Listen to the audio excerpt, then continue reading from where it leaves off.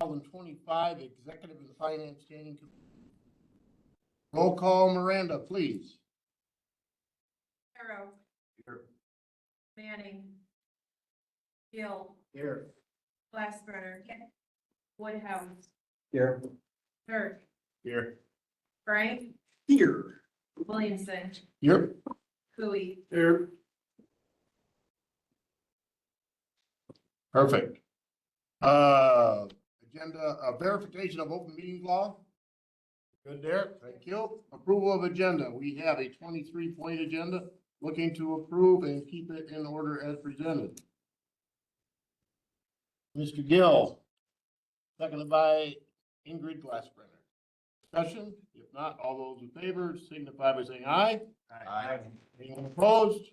All right, we have an agenda. Minutes from our December 23rd meeting are in the packet. If there's no changes, I will stand them approved as presented and put into the packet. Okay, moving on. Item 6, public comment. Anybody from the public that would like to make a comment? Or online? Like we have Jeremy from UW Extension and John is on, so. Anybody with public comment? Moving into item 7A, Veteran Service Office update. Good evening. In the packet, you were provided with my annual numbers and forms and visits and walk-ins. So if you've had a chance to review that, if anyone has any questions, if not, I'm just here to report my annual. Yes. I just wondered how it compares to past years. Last year was greater. There was a greater number, and there was a buildup until last year, and then this year has fallen. And I have an opinion, and I almost feel like we were still recovering from COVID. People were still getting back out there and doing the things that they were going to do in those 18 months, couple of years. So. Anyone with questions? Right. Thank you. Thank you. Moving on to item 8, a public hearing, consideration of adoption of the Richland County Comprehensive Plan. Troy, Maggie, and Dan Houck are here to present. Good evening, everyone. As a reminder, my name is Dan Houck. I'm here with our Executive Director, Troy. We first came to you all in the summer to lay the groundwork for this comprehensive plan. And just as a reminder about the scope, we wanted a plan that achieved all of the state statutes while also being a plan that could be used and taken off the shelf really easily, implemented in the county. Key points in the plan that you all have in your packet. We took a look at existing conditions and what that may mean for the county in the future. But the main points that we focused on in our engagement with local leaders were intergovernmental cooperation, economic developments, and land use. So along with the plan, you also have a memo highlighting the substantive changes that we received during public comment period. One recent addition that is not in your memo or your plan that's in your packet is the change in language in the future land use maps. If you take a look at, let's see here, we'll take a look at the appendix, page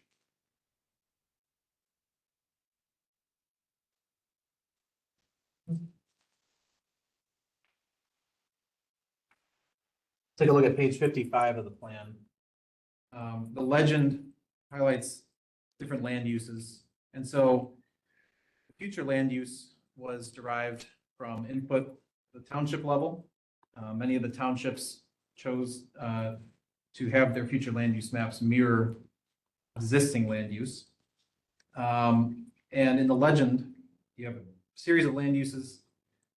Ag residential is one that had been underrepresented previously in the maps, and our GIS team worked to update that, having residential in some cases changed to ag residential. So just keeping it consistent with existing land use. And that was based on some comment we received from NR 135 operators. So thinking about tonight, obviously we're here for the public hearing, and then the action item would be to recommend approval to the county board.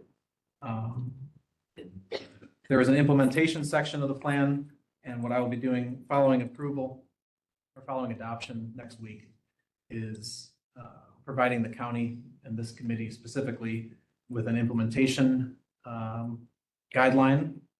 And with your help, we can do either quarterly or semi-annual check-ins to make sure that implementation of these three key points, intergovernmental cooperation, economic development, and land use are achieved, and that this plan was worthwhile. I'm happy to answer any questions and receive any public comment. Any questions for Dan and/or Troy? So first of all, I would say, yes, it's useful. I think what you're saying is, how is it useful in the years to come as we implement it? So thank you for, yes, the data information. I did have a question on one of graphs.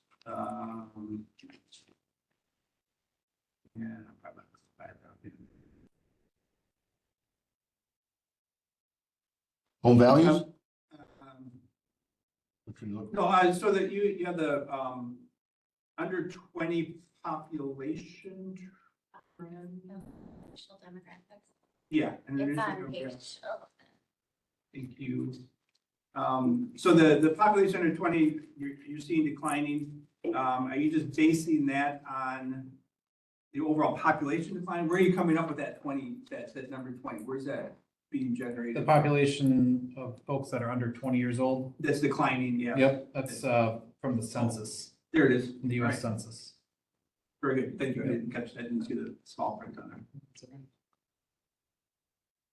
And then your projection from there, you're just extending that line out, basically. All right. Great. That's all I had. Thank you. So Dan, it seems like the big issue is the demographics, where our declining population and aging population. How do those remedies address that issue? Well, one of the key points that we focused on when engaging with local leaders was the intergovernmental cooperation and thinking about shared services. How can you provide the best services for your constituents when you have less people to fill those roles? Sure. So a lot of that section is really meant to tie back into So addressing some of those improved demographic services, cheaper services, basically, is what you're kind of saving money on services, let's say. Yeah, in some cases, yep. Yeah. Yeah, because that is one of the clear Right. trends, right? in The existing conditions is that the demographic decline in Right. population.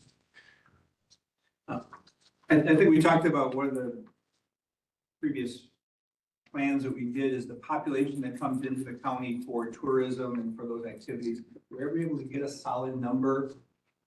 Right, I know that's been on. No, we were not able to get a solid number. But in the economic development section specifically called out that, and it was certainly one of the topics of conversation when we engaged with the township folks, how can we not market the county, but, use room taxes and try to drive some economic development that way. But what that impact has, we really don't, it's not like the Dells, they can say, this is our impact level. We really don't have a way to gauge that. Yeah, Department of Tourism puts out annual numbers. Okay. I think their recent release came out as we were kind of wrapping this thing up and moving to public comment. Marty Richards can probably have those at his fingertips. Yeah, good point. Going back year over year, you could probably pull those annual trends.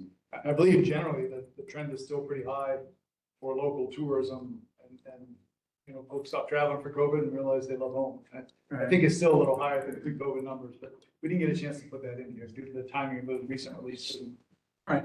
Sure, just a heads up, I talked to Richards and I've been talking about, I'd love to have him present to the county the numbers and how we're doing, and then what's the county's role in tourism, if there is any. And he said there was a small one. But anyways, I think that's a future, we could have Marty come and prep us on how we did last year and what the plan is going forward too, so. Anyone else? Questions? Good?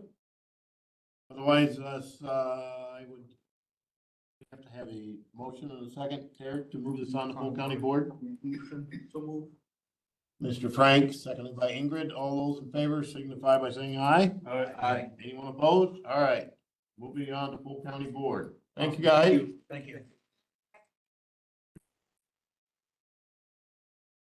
Item 9, discussion and possible action on the Richland County Administrative Recruitment Plan. I see Dave and John both online. Can you hear us, gentlemen? Yes, I can, Mr. Chair. Can you hear me okay? Yes, sir. Excellent. If you'd like, we could proceed. Yeah, we are good. Go ahead. All right. Thank you again for choosing PA to help you with your search for your next administrator. I'll describe just briefly. I know you got a big agenda tonight, but the process, our goal tonight is just to make sure that we're all on the same sheet of music as far as how the recruitment will be conducted.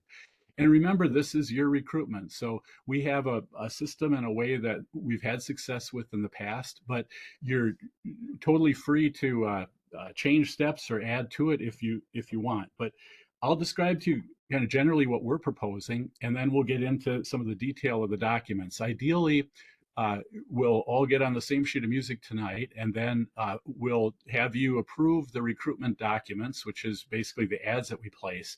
And then if everything goes according to Hoyle and you don't have any changes that we can't do relatively quickly, we can begin to post your position tomorrow and receive applications. So just a little idea of how the recruitment would take place. Tonight is kind of what we call the approval of the kickoff document. So our plan, we would do that approval tonight and answer your questions, get your input and change documents that might be required. Then we'll begin to post the ads. The recruitment would be open for a period of approximately 30 days. During this time, we would advertise, and we'll share some of those sources with you, as well as promote the position with candidates that we think would be a good fit for your county.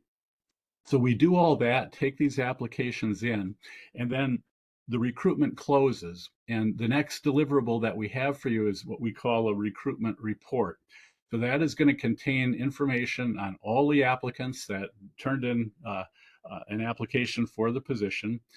And it's going to have our recommendations in there as to the finalists that we would recommend that you would invite to Richland Center for the final assessment.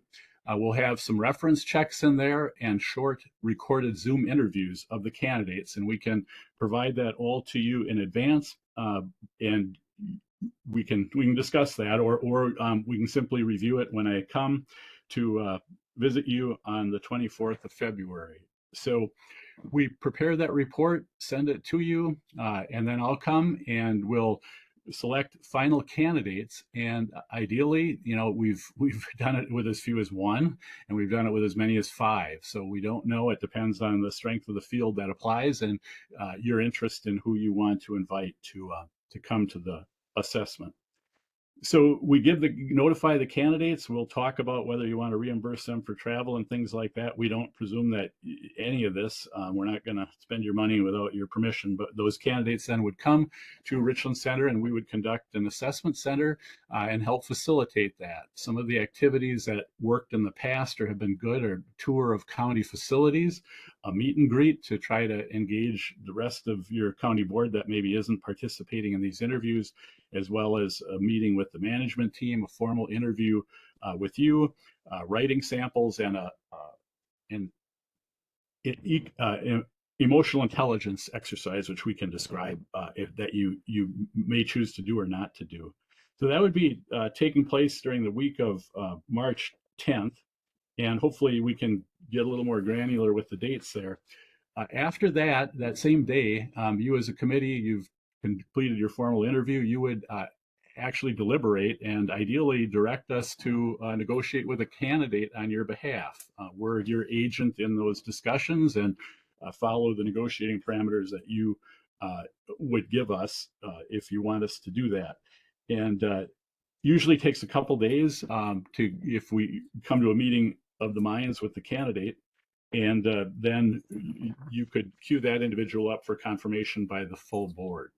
So that's kind of a 50,000-foot overview of the process. Are there any questions or concerns about the process that I described, or John, anything that should be added?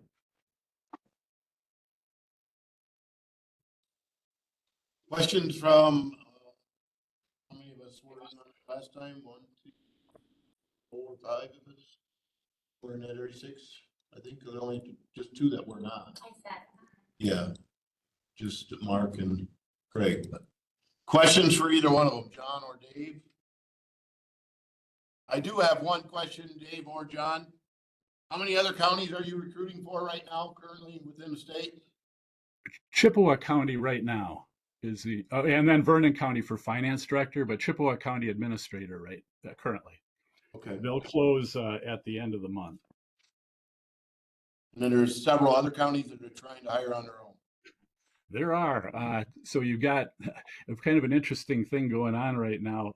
Jefferson County has been vacant due to the resignation of their administrator. So another recruitment firm is doing that one. Rock County is recruiting, I believe, on their own for a county administrator. Green Lake County opened up recently. We're doing York County as well as Chippewa. So there's some competition out there, different markets. And, so that doesn't concern us. We're hoping we'll get a good field here, and we'll do our best to promote it. Thank you. Mr. Gill. Yeah, did you use the emotional intelligence test on the last go round? Was that part of the hiring process last time?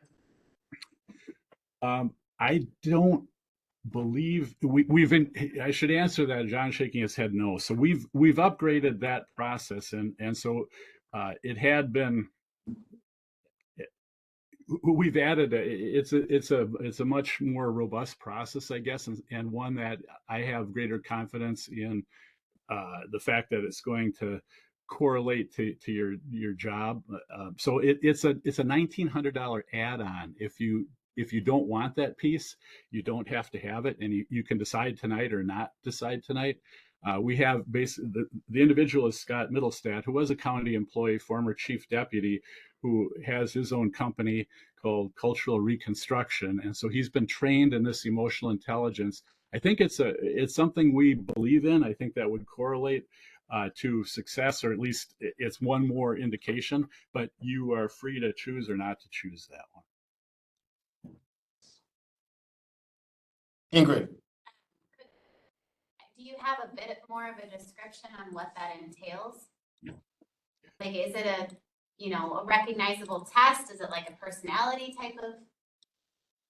Yes, I had the cut sheets from the company, I think is the last exhibits maybe in your packet.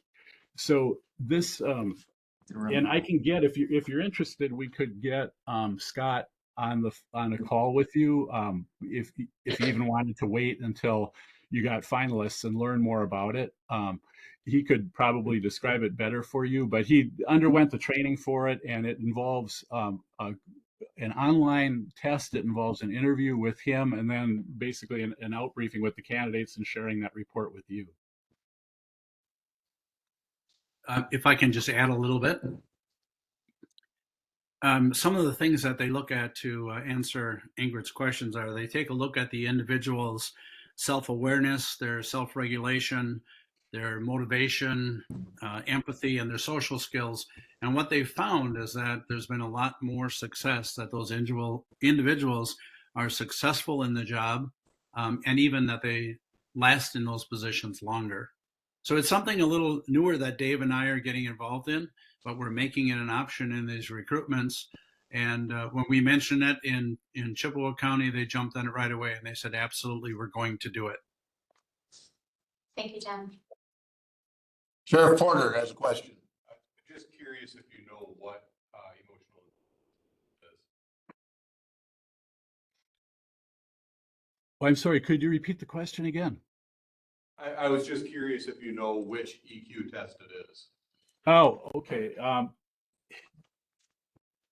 The company is EQI, and so yeah, I guess what I would say, if you have, before you spend your money on that, I would probably suggest hearing from Scott. If you wanted to just reserve your thoughts on that until we have that our next meeting.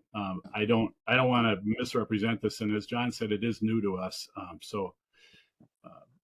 No, that's fine, Dave. I mean, good questions. We'll have more. We don't have to make a decision tonight on it. We won't be making a decision on it tonight. So. Good. If that works for you, I can have Scott Middlestat prepare something a little bit more formally for you. Great, thank you. Anything else? Anybody has in regards to that? Okay. Nobody else has questions, gentlemen. Thank you.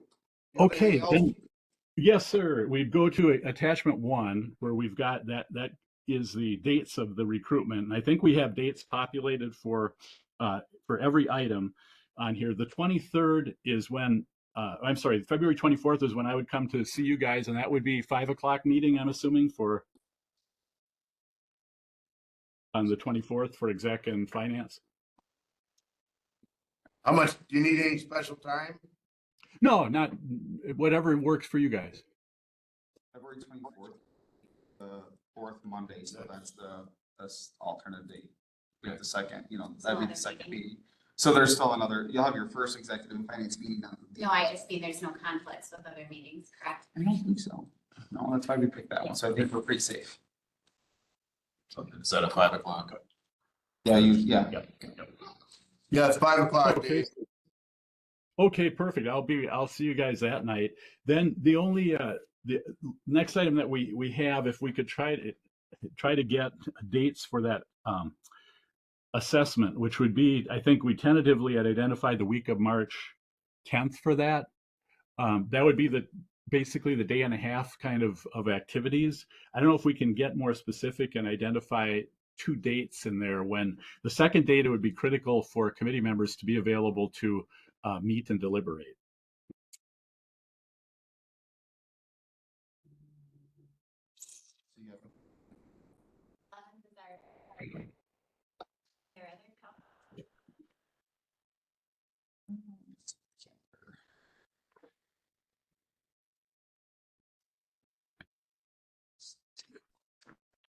And the reason why we try to identify those dates now is so we can let the candidates know when they apply that they need to be available then. Otherwise, they'll say, I plan to go to Europe or something like that, and it messes us up. So if we can, pick 2 days in a row would be ideal. Dave, back on the February 24th, I see you have 2 or 3 hours. Is that accurate? I hate to say it, but it might be. And I'm just thinking that, Mr. Cooey, do you have school board that night? February 24th is the last Monday of the month. Would we want to start at 4? Anybody against starting at 4? I think we'll move it to 4 p.m. That sounds good. That's a good idea. I think it just in case it's important. 4 p.m. And then how much time on you want 2 days in a row? The week of March 10th? Yes, sir. And a lot of the activities John and I can do on the first day, I think, but it would basically be, a day and a half. So Thursday, Friday works or whatever, we're free. So tell us. We're gonna have, what about that Wednesday, the 12th? County boardroom looks open, 12, 13, and 14 actually look. Go with the 12th and then the 13th, Mr. Cooey, how's that fall into your? 12 is good usually. That first day will be permanently down. Well, the first, it's the second day, that's when. Yeah. Are we gonna move our March meeting or? So if the 13th doesn't work for you with the 14th? So we're in March here. Or we could do the 11th, 12th. I mean, we don't have to be present on the 11th. 11 to 12. That works better. Maybe even. It's our regular meeting. Right, so, but we don't have, 11 to 12. Okay. We'll go with the 11 and 12, Dave. Okay, I appreciate that. I'll put that on the calendar and we can it would be looking at probably the afternoon of the 11th and then most of the day on the 12th. Okay, thank you for that. Dave, I would just add there, I would add then that the first day in the evening is more than likely when the meet and greet would be conducted. So it would be nice if as many of the committee members and county board members could be at the meet and greet.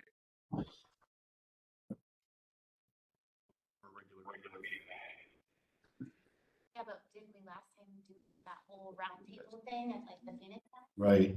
It was like speed dating version type. Yeah, John, are you envisioning speed dating again at the bowling alley? That's what I was thinking, unless you've got better ideas.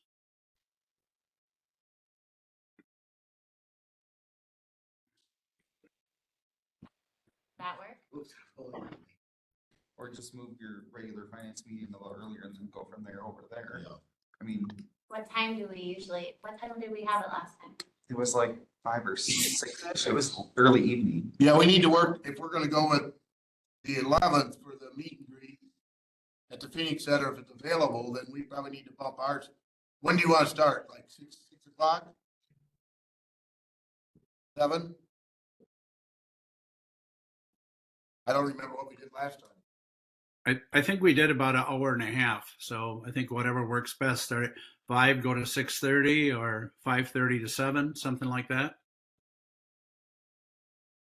If we started ours at 4, regular executive and finance. Well, it has to be done and then if it don't get done there, goes to the second. All right, we'll iron them out, but okay. And then day 2 is,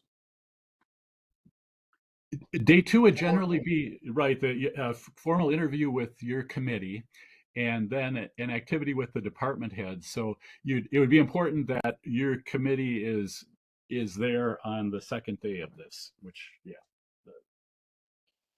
you're thinking all day. Yeah, probably, yes, realistically, if we started, if you have 3 or 4 candidates, we could start the, interviews at 8 or 9, depending on when you wanted to do that. That generally goes into lunch and then deliberations after that. So we probably would get you out about 2 or 3 in the afternoon, John, don't you think? But it would be about that amount of time. I would agree.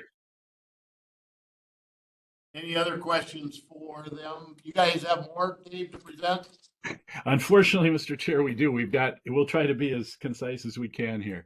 All right. We've got your schedule. That's the hard part. Thank you. The next thing that we looked at was the position description. This we had spent a fair amount of time on in 2023 when it was revised. We don't have any suggestions unless there are concerns that you have based on the last administrator, things you want to change, additional duties. The only thing I would note, I think at the last time we had this was reporting to finance and personnel, and now I think it would be a committee name change, right? Exec finance. But other than that, did you have anything that concerned you about that before we would advertise? Really, anything has since changed since our last hiring? I don't, Derek, anything you can think of? I don't think so. It wasn't an awfully long time ago, so. Yeah. I think we're good. Okay, excellent. The next exhibit that we had in here is just to by way of explanation, Exhibit 3, which was the assessment results. So, and again, we did this in 2023 in April. We had taken a survey of your board and also the management team. So the upshot of that was really to identify skills and attributes that are important to you. What emerged from that process was budget development as being the #1 organizational priority, capital improvement, and strategic planning. with HR and intergovernmental relations rounding that out. In terms of attributes of the administrator, collaborative style was what was wanted, approachability, open and positive communication skills, innovation and flexibility. We did not survey you this time in the interest of moving the assessment along. Are there any things in there that you think are no longer applicable or representative, or are those still good skills and attributes to recruit for?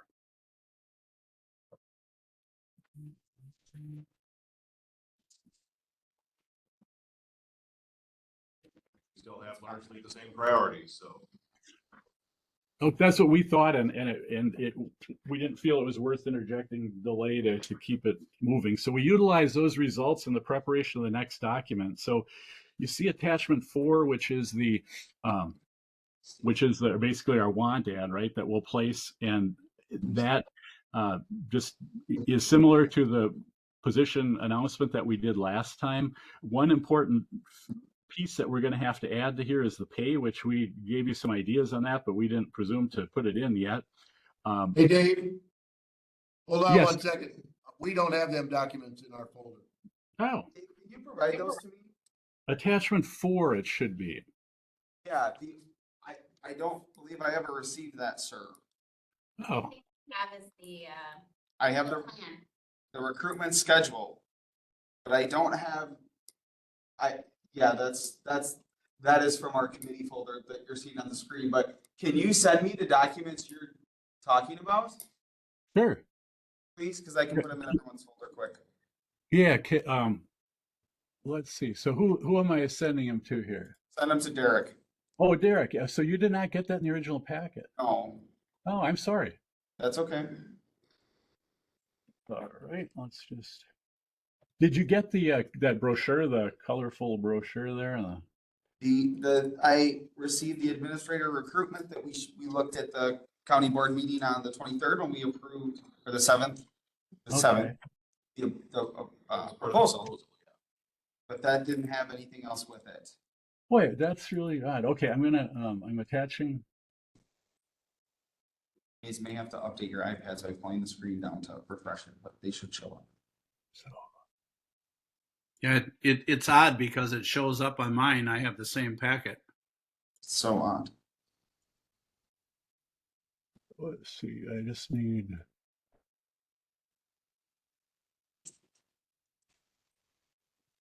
Hang on. Richland County. For administrator, approval of docs pack, memo.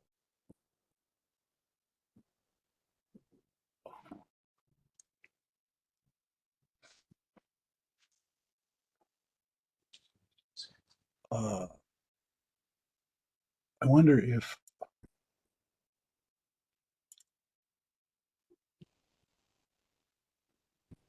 Here we go.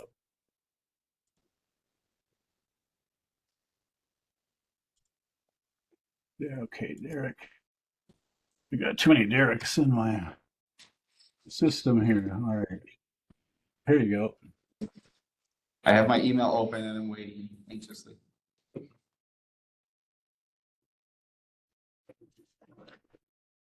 Now you know why I kept asking if you were done. Yeah, that is. I wonder if I should just resend the whole packet. So that was your last page of the packet? The only packet that I received was the recruitment schedule, which you see on the screen, and the proposal packet that we had at the last board meeting. So I have yours. I see it here now. So let me. Oh, you sent it, John. Did we? Yeah, John, I checked my email from both of you and I don't see it from either one. And what I received just now, Dave, is a Word document. Yep. So that would be the. Let me. Okay. Why don't we do this? If you didn't, John, do you recall? I thought you had sent that, but maybe not. I'm just looking back. I'm just looking back at it, and I sent it to Dave Brettel and Dave Turk, but I did not send it to. I accidentally did not send it to Derek. I apologize for that. That's why I sent Well, the let's packet. get you the whole. So you got it. I have a cover letter. I received whatever you sent me, Dave, which is a summary of Richland county and the position advertisement, it looks like. So I can save that quick for you guys. Here, if you want to, Derek, I'll just send you the whole packet, Sure. and that might be easier just to put up on the. That'd be My great. apologies. Okay, here it comes. Sorry about that, guys. It's okay.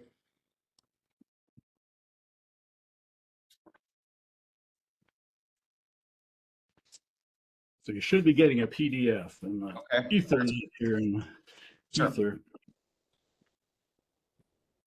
Then attachment 4 would be the one we're looking Okay. at. As soon as I get it, I'll post it to the packet for these guys. All right. Is it Microsoft Exchange? Service.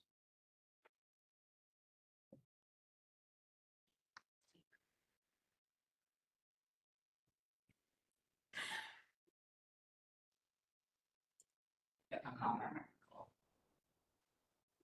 As soon as I get it, I'll get a picture. Here, I was gonna do it.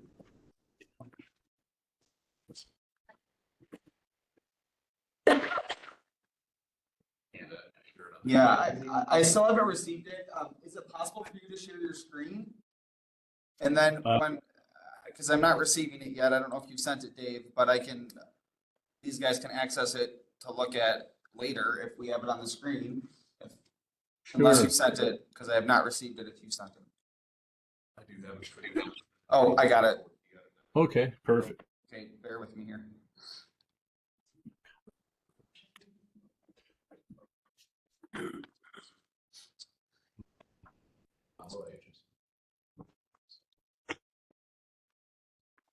Okay, so for all you committee members, I'm just gonna put it on the bottom with 2 Z's, so it goes straight to the bottom of the list, and it says executive finance packet, so you should be able to access it now.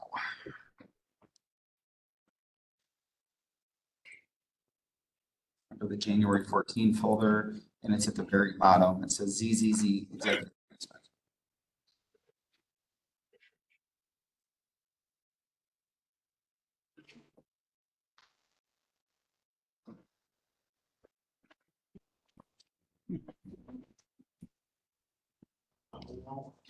It's 29 pages, so it may take a second.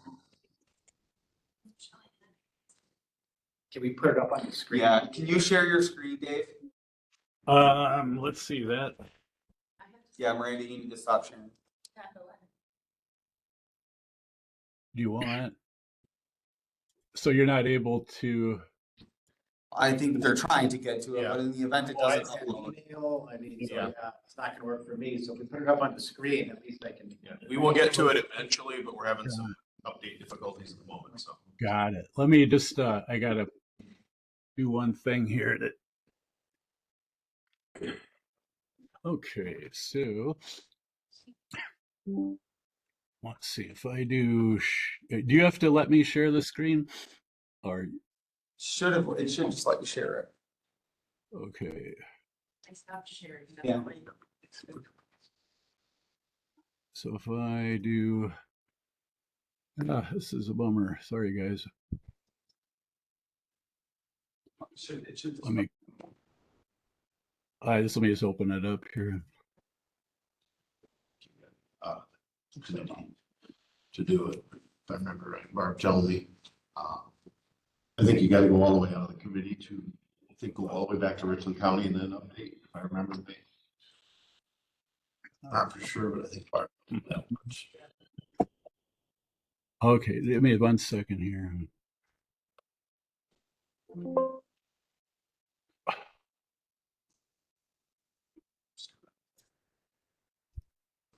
Richland. Oh, So we're approving what do we actually looking at this? We're looking at several different items that they had listed under that first night Okay. and the timeline. Recruitment stuff. I just. Okay, so I've got. All right, so I've got that up. Now I've got a. Let's see, share screen. connection to the server failed. What mine is saying. Let's see, claim as host. So let's see, help me out, share screen, You don't have right? any action item on it tonight, right? Yeah, we do approve all this stuff. That's So- when they start. So we're. Oh, that's right. Yeah, For approving all their initial recruitment stuff that they had listed there. Yeah, 'cause we had it. You guys can access your email, right? No, Oh, that's no, right. Our email's dead. No, because. Yeah. Understood. How Get is- over there. Oh, Yeah. you just want to copy it. I'm having trouble sharing here. I'm sorry. Also share Chrome tab. Yeah. I see it. Pull it up on. Yeah. Email. Well, Email. it's not uploaded. Right, yeah, but I mean. Is this okay? I'm gonna try to get to it, David, just give me a second. So if I'm sorry, I'm not doing this right. Oh. Must be. Oh, yeah. That's true. Thank you. But yeah. Did I leave WebEx? No, Dave, you're there.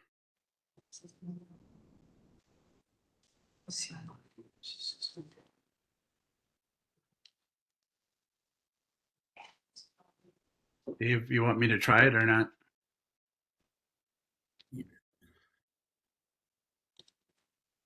Okay, I'm going to try to share my screen. Skip right down.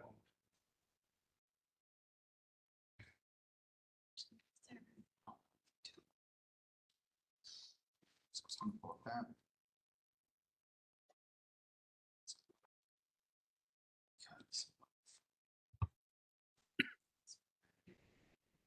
See, there you see what sounds. I don't know why it's. I mean, close out everything.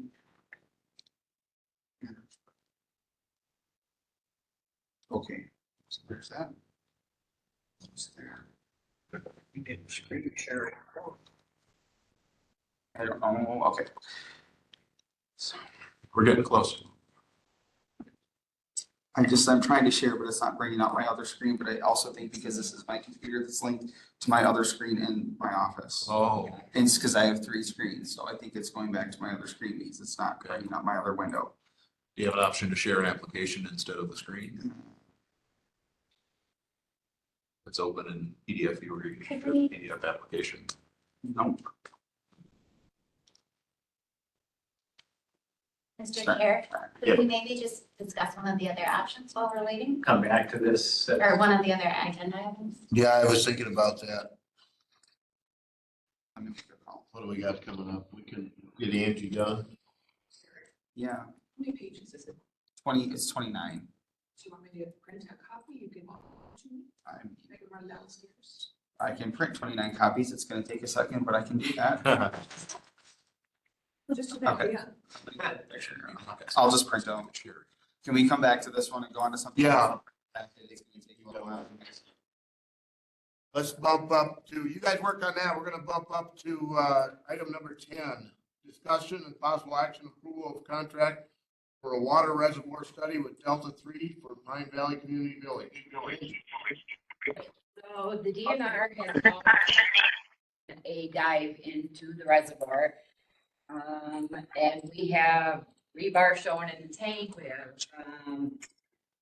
conduit, it needs to be repaired, and we also have isolation valves that need to be fixed out there. So we did have a meeting, way back with, Delta 3.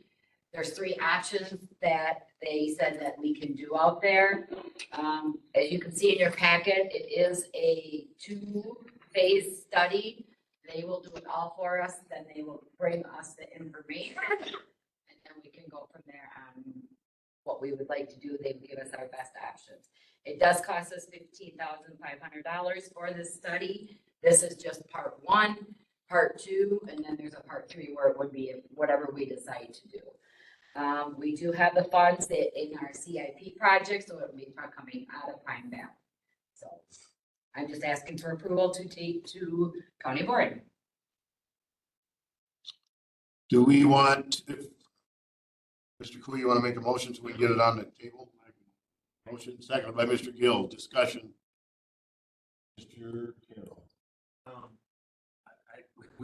Do we not get an inspection report from them to see exactly what they saw? So, and I do have one inspection report from 2018, which says that there was that, and then the other inspection report was done in 2020, or in 23, I believe it was, and nobody seems to find that report. So the DNR report? But this current one that just happened, that was an inspection, In right? 23, yes. This was supposed to be actually done about 7 years ago, and it's never been done. So you're saying the problems they identified are from 2023? Mhm. Okay. Well, they were identified 7 years ago when it was supposed to be done. And the city asked Pine Valley to hook up to city water when they were putting the new tank in or whatever. And Pine Valley said, no, we don't want to do that. And nobody has done nothing since. Now we're getting stuff from the DNR because they're coming out and did our inspection and says, you need to start fixing it. But we can't find the inspection report. We've asked for it, and we've dug, Chad and I have dug and dug and dug. We cannot find nothing. And DNR don't have a copy. So it was done through That was a private. Water Tower Cleaning Code, is INC, that's who did that inspection. They don't have a copy. And he Long. hasn't sent us a copy. Can we watch Coco Melon?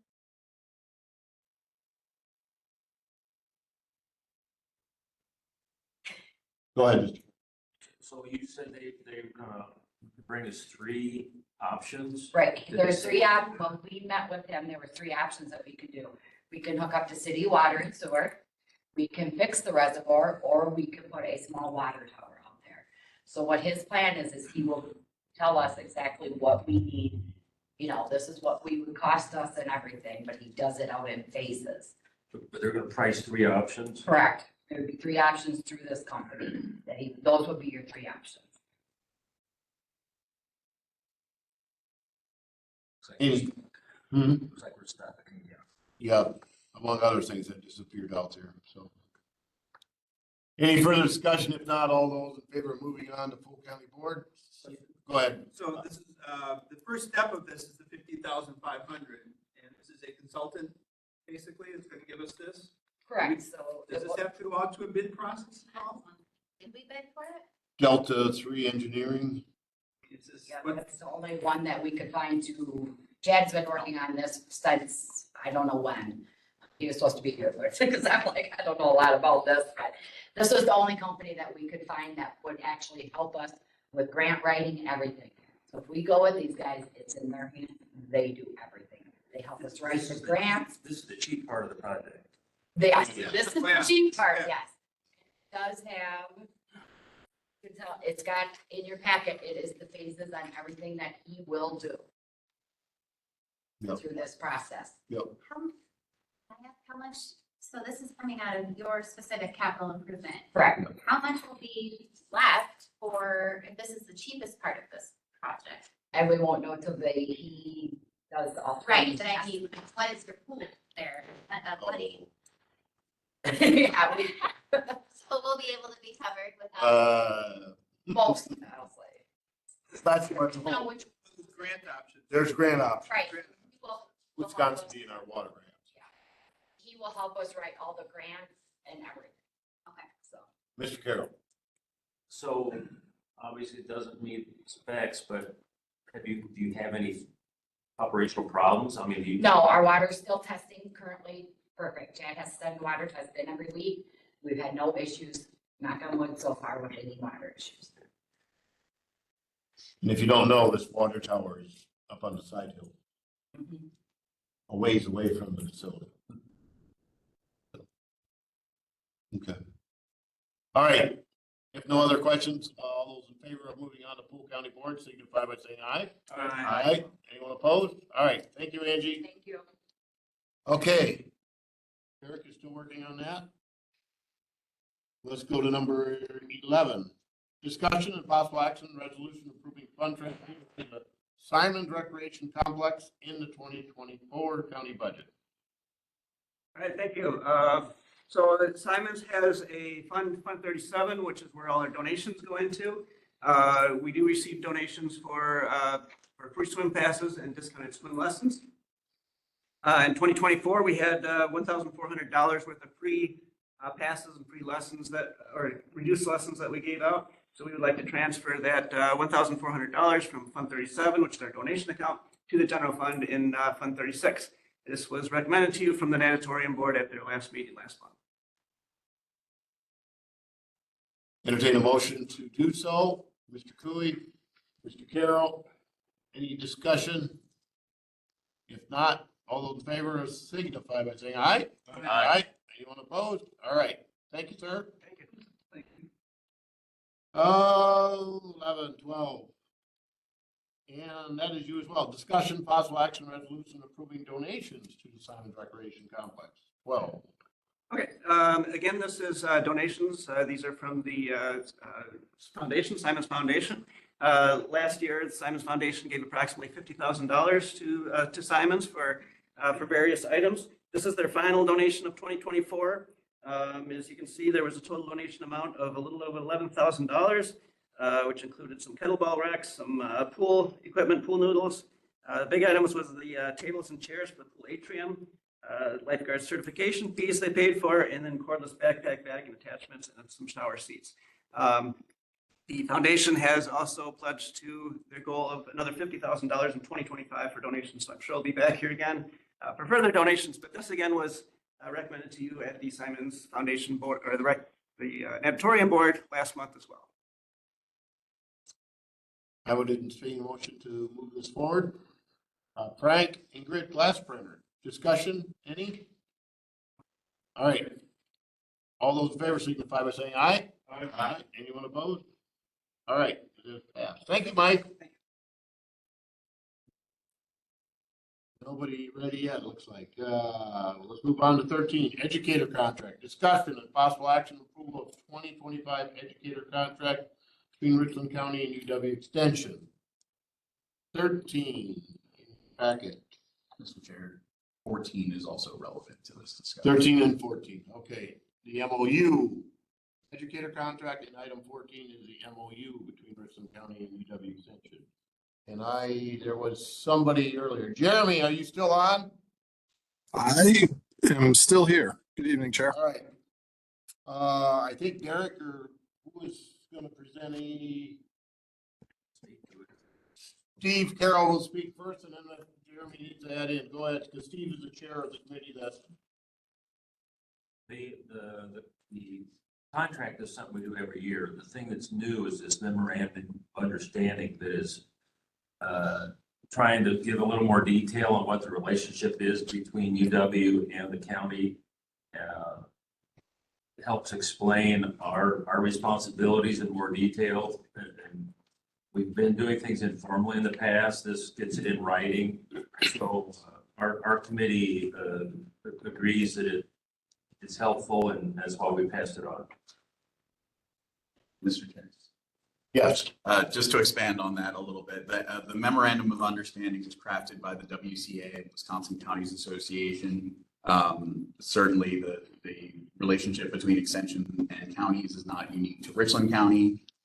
So the Wisconsin Counties Association put together a working group, address some of the concerns from the county side, and then develop this document as a way to address those concerns.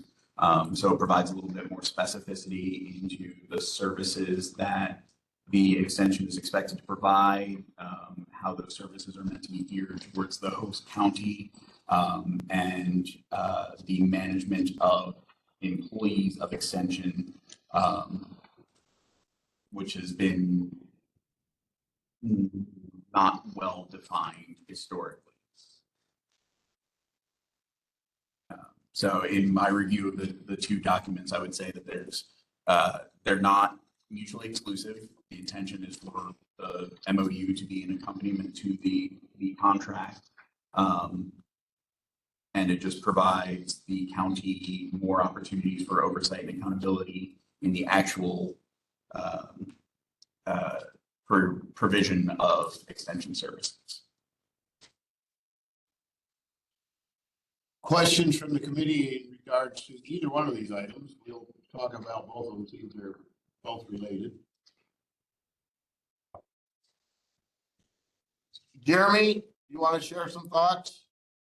Sure, thank you.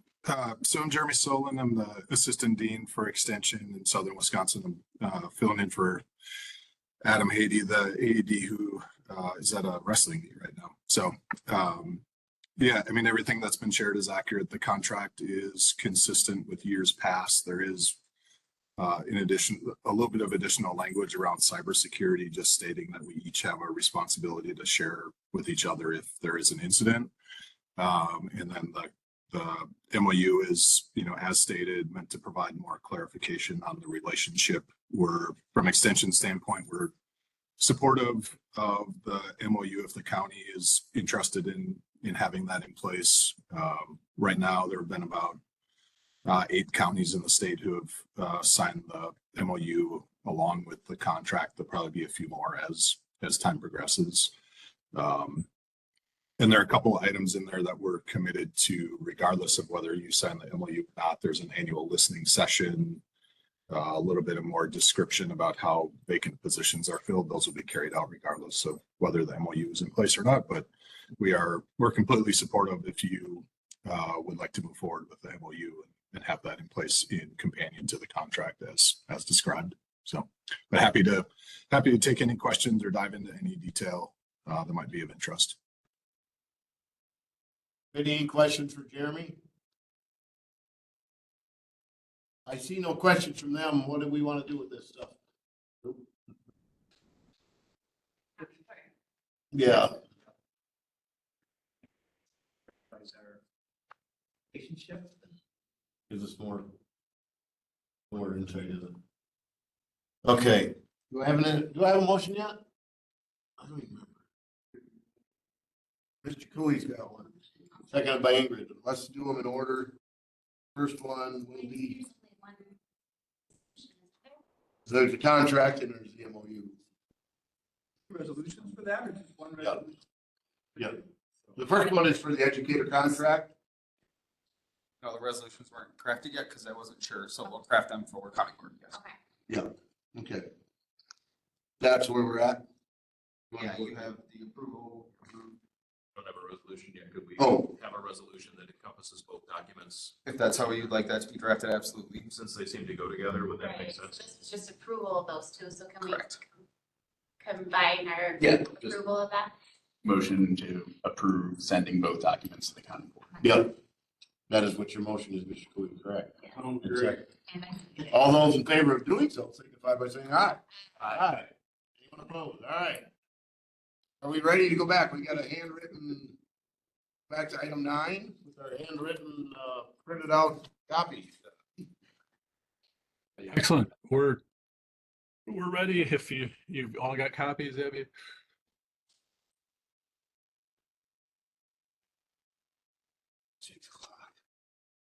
I think where we left this off was on the our position announcement, which is attachment 4, and that is the ad that we would run, and that starts on, let's see, page 15 of your packet. So basically what that does is just gives the facts, it tells information about your county and the positive things about it.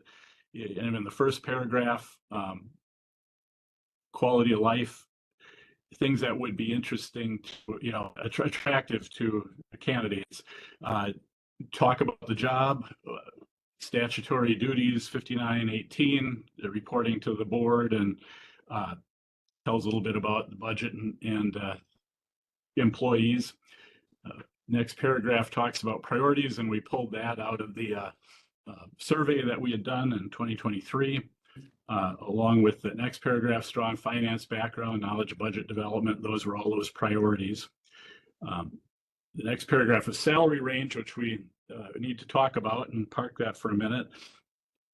The next paragraph, requirements, in that we pulled out of the position description. I'm sorry, the job description, right, that we had talked about previously. So bachelor's degree in public or business administration, finance or related field, master's degree preferred. You can substitute a combination of education experience for that specific degree. significant experience in the administration of a complex organization, a minimum of 2 years in upper level management required, ICMA credential preferred, private sector and military candidates encouraged. And then our application instructions in there with the deadline of February 17th, 2025. Is there anything there that, obviously we got to talk about salary, but that concerns you or it should be emphasized in that announcement? Similar to the one we ran last time. We were just double checking a couple of numbers you have in there. Derek's gonna email you about that as far as Okay. like budget number and number of employees, so. Okay, yeah, if you That can info. update that, that'd be great. Any anything that needs to be adjusted, changed, removed?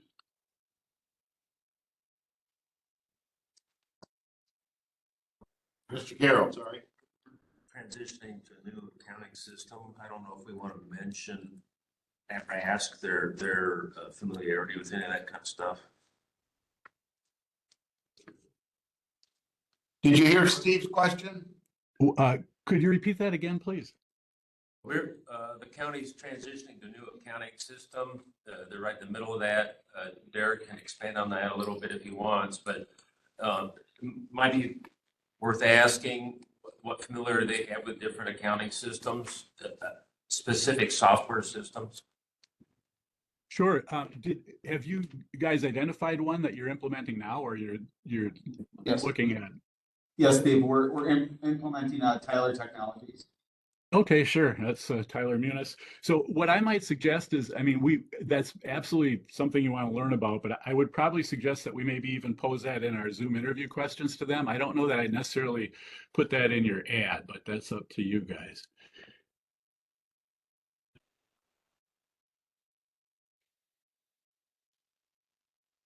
Steve? Yeah, Mr. Gill. Yes, I wonder if you could provide us with a short synopsis of this ad so that we could share it with our circles, and if we could distribute that widely, that would be great. But have a link in there so they can get more information, but just a short elevator speech of what we're looking for. Can you do that? Yes, sir. We'd appreciate that. Any help in distributing this would be awesome. I can get a couple different versions of this to Derek when we get the numbers proof there. And any other concerns on this document? I think we're good on that. Yeah, Okay. correct the numbers on employees and total budget. Yep. Yeah, if Derek can get me that, I'll put those in and good. Thank you. We have to talk about pay yet, but that's an upcoming memo here. Yeah. So the next attachment is 5, which is on page 16 of the memo. And that tells you where we're going to market this. Those are all the job boards that we'll place it on, as well as LinkedIn. And it covers the gamut of both national advertising with NACO and the ICMA, as well as Midwest with Wisconsin, Michigan, Illinois, Iowa. And then also the campus recruiting and our network that we have. So any concerns about that, that's included in the cost of your recruitment.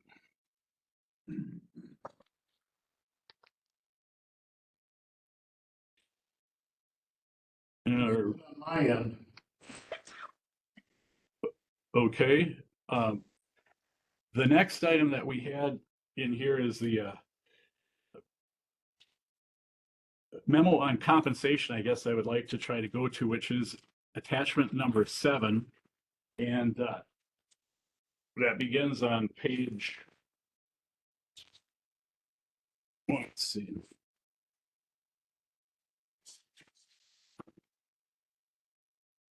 If you go to page 25 of the packet, and it's a 3-page memo that talks about compensation. So always a touchy subject. Don't shoot the messenger. And I will say that this is a range and a number that you have to be comfortable with. So we'll give you what we think and is going to give you the best prospects in this particular recruitment, but we're not trying to twist your arm, make you feel uncomfortable. In fact, one of the things that we say is that don't set a salary range that you don't intend to pay, because we've had that before.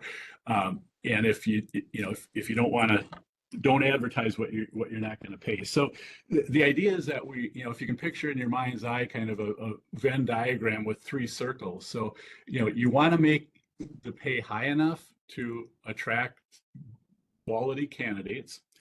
You need to be cognizant of your constituents and also fellow board members about what the community can support. So that's another kind of circle that's intersecting. And then you also have to be concerned about, I believe, internal equity in your own organization. If the top pay is $100,000 and you pay your administrator $200,000, it becomes an issue, within the organization, as to, what is this fair and why is pay being distributed that way. So those are kind of the three dynamics that you have to think about. And we generally see the counties kind of falling into three big buckets. One is the $200,000 plus, which we don't suggest that you're in that demographic in terms of size of the county, et cetera. The next one really kind of tops out in the 160 plus range. Again, I think the peers there, for example, Chippewa is doing that at, I think, 170. The next tier is I think where we would want to look at for your recruitment here. And we're suggesting in this memo a range from $130,000 to $150,000. And I guess that is, I think that's on the higher end of smaller counties. I guess I would say that. But we think that would, be an attractive pay to develop a good field of candidates. But again, it's got to be something that you're comfortable with. So I don't know, John, did you want to add to that?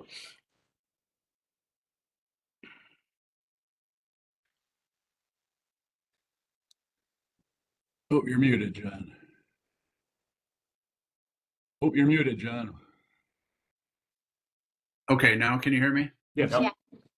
Yeah, I would agree with Dave that it's maybe slightly on the high side for a county of your size, but it's not unrealistic. 130,000 or 135 is pretty common where administrators are starting right now, and the pools are dwindling. We do see more when the salaries are higher, but I would, if you don't stay at that 130 to 150, I would stay very close to it.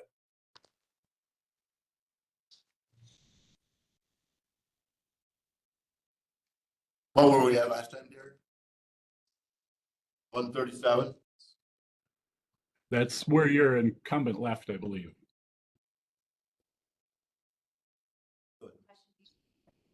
They said that we did not include the position in the comp study. Do you know why? I have not heard. It's my understanding is because it was a contract position, so it may or may not have fell within that range and scale. So there is a line that's on there for it, but I do not believe anything was assigned because it's based on a contract. And that contract is negotiated with the individual we hire. Right. Okay. I think it would make sense. A lot of counties don't include it in the compensation plan, but I think it would be something to think about in the future, just because it's, it takes into account a lot of different factors. But I would agree that it appears that this was to be established by resolution separately or by contract. So you're free to set that up. You do want to, keep in mind from an internal equity perspective, I think the top that you pay a department head would be at in the 139,568 range. So it appears that your highest range tops out at 139,568. So it's not uncommon to have 2 steps to the administrator. We see that in pay plans, or 20%. But in general, you're gonna want to pay that person higher than your top department head. Yeah, I think some of that information, I didn't know we had somebody making that kind of money. Everybody else pretty much in the room. That's the top end of the scale. I don't know if we have anybody at top end of the scale. Right. Do we? It's just the scale. Okay, we don't have anybody in that range right now? well, there are some in the range, but if we're talking about the top of the scale, this is the, Yeah. right? I believe that's what I provided you, Dave, right? Was the scale correct? So you're referencing Yes. the scale, correct? Right. Correct. So yeah, that is the top of the range. So I don't know what, like your HHS director, I think is in that range, but I don't know what they're making. But I think the range you'd want to establish traditionally, for the administrator would be a higher range than your highest paid employee. They would have been at 141 with a 3% raise. So that puts us within 9,000 of our What max. are you saying would be at 141? Candace would have been, Oh, with a 3% raise. yeah. $4,110 on it. I assume the 137 was what we hired her at. No. That was after the, I don't know if that included the 25 increase. It was, no, it was around 133 but somewhere between 133 and 136. I can't remember the exact number. yeah, I would say this range is where we need to be. Yep. I would agree. Agreed. Yep, I don't think we have any disagreement on that, Dave.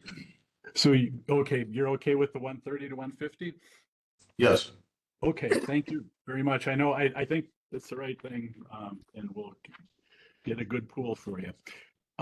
So the last item I have for you is is a brochure, which is a colorful 8-page document beginning on page 17 of your packet. This was upgraded with some new population statistics and things. There are, again, what this piece is used for, we mail it out during the recruitment process as one of our communications with the applicants. The idea is, they can look on the internet and find all this stuff out for themselves, but this is kind of it's selling your community, which has got a lot going for it. Similar to what we did last time, we've got some of the finance numbers in there, so maybe I can update that based on what Derek provides me, but in general, just talks about your community and economy and education, a bit about the government and the positions. I apologize you didn't get this out earlier. I don't, if you, I guess if you have any questions at this point, or if you even wanted to kibitz and get some remarks back, we don't need this tomorrow to start running the ads, but any thoughts now would be appreciated. Or Dave, I noticed in one section there you talk about UW campus. Given the current status of what's going on out there, maybe it's best we just don't even mention that part. Okay. It does say in the last sentence that they cease in-person instruction, but I think maybe just delete that whole thing. So, Mr. Chair, if I could just say, the only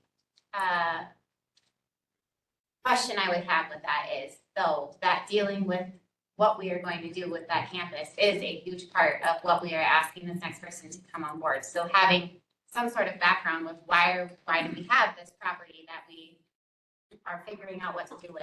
I don't. Right. I mean, I understand we're trying to recruit, but they also need to know what we're looking at. Mr. Carroll. Maybe we just change the wording a little bit to say this is an upcoming challenge that we're going to be working on. It mentions it in two places, because it mentions it there, and then on the last page, there's a little blurb on the side where it says, assisting the county board in navigating the future of the UW Richland campus in light of the decision, blah, blah, blah, was identified by stakeholders as a high priority. I mean, I think we still need to have some sort of addressing of that issue in here. Sure. Go ahead. My personal, I think you're right. I think leaving that part in makes sense, but maybe the first part we could take out. Because it's included with the pictures up like the Richland Center High School and stuff. So how would you, I mean, for someone who's not here, who doesn't know the background, how would you recommend? Getting into details of it, I think would fall into what we discussed before. Maybe that's a Zoom interview question versus part of our marketing materials. Okay. Does that make sense? Sure. Yep. Do you want me just to take I was not sure about that because I know the issue is still going on, but I can just take that out and we can inquire about it outside of the brochure. So I think what we were saying is take out the part where it says it will cease in person. So that whole section on the UW campus right below the high school.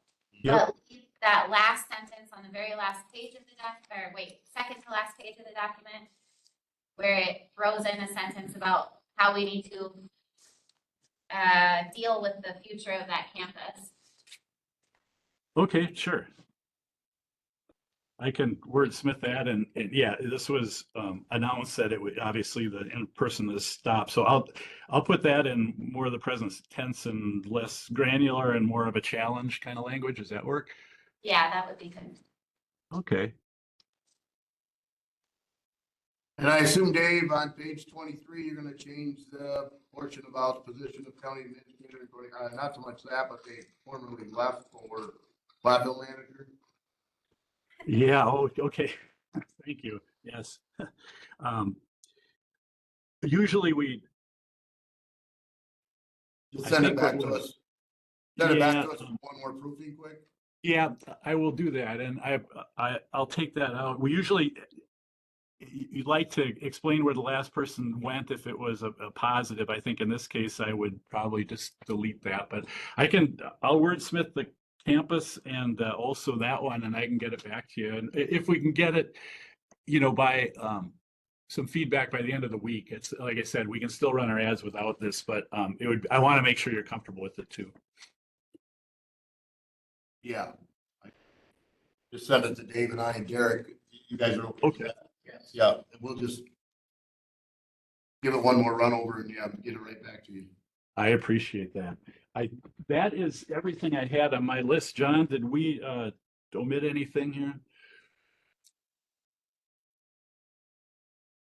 Oh, you're muted again, John.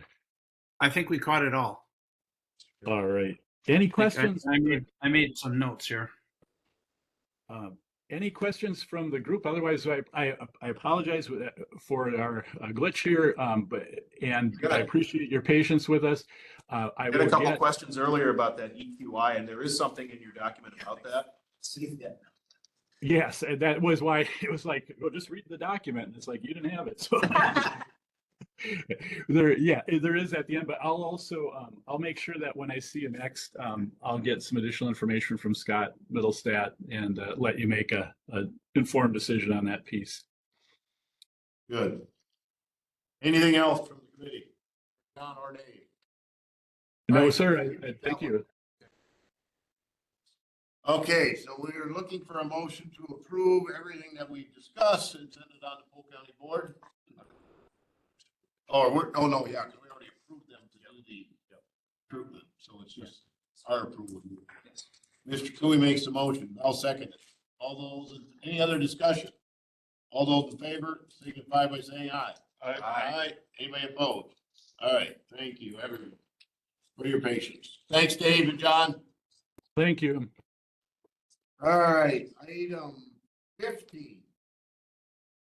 Discussion, possible action, resolution of formal endorsement to Val Telephone Co-op Incorporated to assist in obtaining Wisconsin Public Service Commission broadband equity access and development, the BEAD program.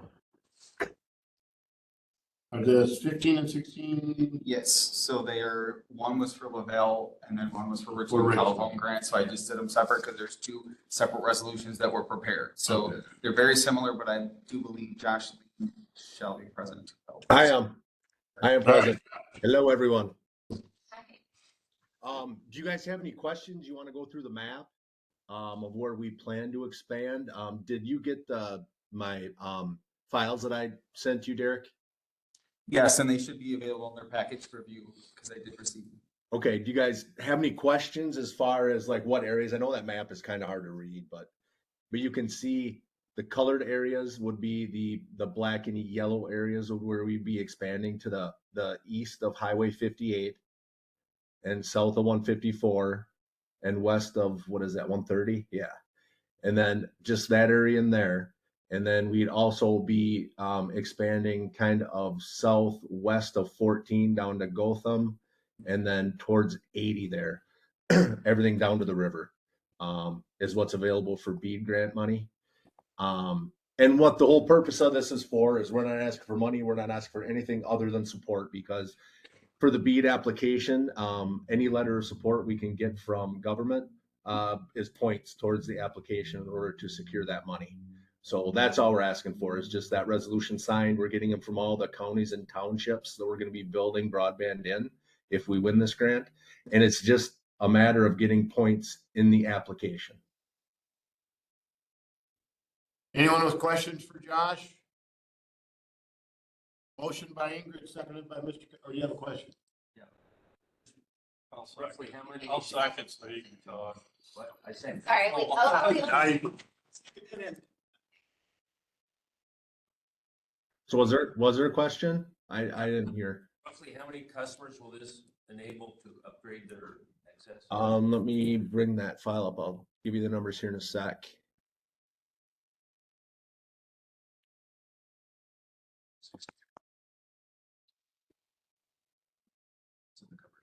Oh, it's in the cover sheet, yeah. There's a number 463 in the cover sheet that we have. Is that an accurate figure? Yes. Did I give you those numbers, Derek? Probably, because I don't know why we came up with that, so I believe so, yes. Okay, yep. Then that sounds about right. Yeah, it was over 400 400 structures passed in those areas. Yep. Thanks. Any further discussion? Otherwise, we would send a letter of support to, we're working with Laval right now. If not, all those in favor of supporting Laval in the BEAD program, signify by saying aye. Aye. Anyone opposed? All right. Chair. Yes. So are you guys okay with that? Not. I would think of. What do you guys think? Do we need to send it to county board? I guess it's just a matter of, better do it. That's what I was going to. Item 16 should be the same. We're just dealing with Richland Grant telephone. Same thing, Josh, right? Yes, sir. Yep. Yep. Gail makes a motion, seconded by Mr. Frank. All those in favor signify by saying aye. Aye. And if we would send it to the full county board. Thank you, Josh, you're excused. All right. Thank you. 17, discussion and possible action update of direction of the ethics board. Item 17. So as this body may recall, the county board appointed, again, this body as the interim ethics board. That deadline is for March, and as a nice change of pace, I wanted to get some things in place ahead of time rather than scrambling last minute. That is personal self-deprecation, not a criticism of anyone else. I have not gotten any direction, questions, follow-up, many members of the committee or the board. So I took it upon myself today to spend all day reading ethics ordinances for Wisconsin counties. And the time that I had available, I reviewed the ethics ordinances of 21 counties. One of them did not have an ethics board, but the rest of them did. And I came up with some provisions that I would want to see before drafting an ordinance governing an ethics board for this county that I was going to go through and just kind of get some direction from the committee, and then answer any questions that you might have, and then determine if there's any other concerns that maybe didn't occur to me that the committee might want addressed. One note I do want to make, just because it's come up frequently, any chairperson of the county board can issue subpoenas for matters under their jurisdiction. That's not apparently something that's widely known, but I just want to make that clear. Again, it's come up a couple times. So are there any questions right off the bat? Otherwise, interrupt me, and I'm just going to dive into it. What did the compositions of the boards look like with all different ones? I had to dig through okay. The compositions of the boards. Well, so overwhelmingly, they consist of between 3 and 5 people. Generally speaking, they do not allow public officials is the term that's used. And I should be clear, it does appear, I always say that attorneys don't reinvent the wheel. It does appear that a good number of them, if not use the same ordinance, then at least use the same base language. So there's a lot of overlap. Most of them don't allow public officials to serve on the ethics board. Now, when we discussed our ethics ordinance, we made sure to differentiate between officials who would be the elected and appointed officials and employees who would be line staff. Now, certain provisions of the ethics ordinance pertain to both, but some ethics boards do allow employees to serve, but not officials. Some mandate both serve on it. Milwaukee is, of course, just completely. Yeah, on that, I was confused on the table where it had, so that was 17B, where it says officials / employees question mark. What does no mean? Yeah, so, and bear in mind, and there's a reason it cuts off, it's much more filled out now. That was just my notes as I was doing this review, so it's not meant to be informative, just to form a basis for conversation. So no means it explicitly prohibits officials and or employees from serving on the ethics board. Okay. They actually use those two words, or I was able to find a definition in the ordinance that allowed me to reach that conclusion. Okay. Green Lake does not allow former employees to serve on the ethics board.